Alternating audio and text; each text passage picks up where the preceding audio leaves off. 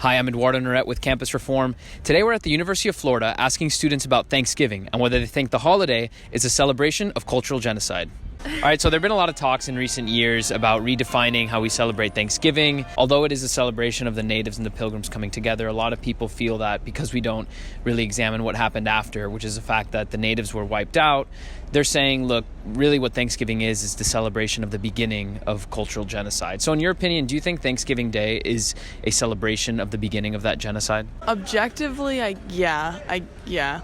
As a country, we should definitely examine, the genocide of Native people. I honestly kind of believe that Thanksgiving as a holiday is kind of unnecessary in general. I think Thanksgiving should even possibly be changed to an Indigenous Peoples Day to celebrate those cultures and everything rather than to celebrate what happened. It may have roots in the genocide of the Native American population. It does strike me a wrong way in that it does celebrate something that I think we should be pretty ashamed of.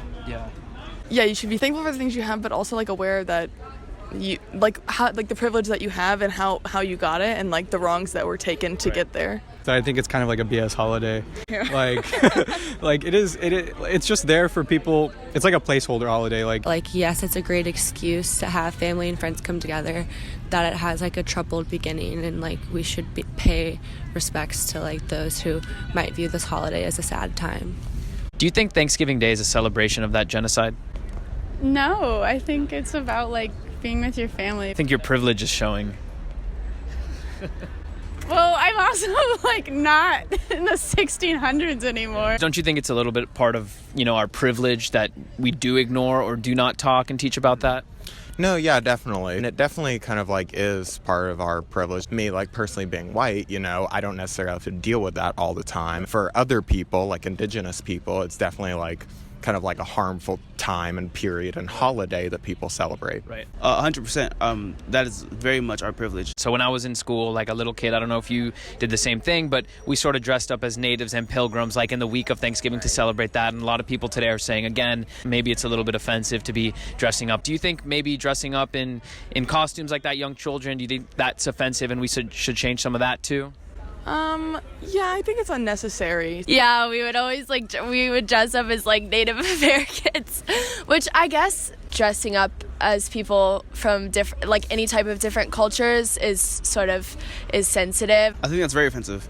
Yeah, it's a little offensive, and maybe it shouldn't be done that way. You're assuming how they dress and how they look and all that type of stuff. I think it is offensive because I definitely remember putting on a feather and being oh, I'm an Indian, when that's a person's culture. And then same for pilgrims, that's a religion.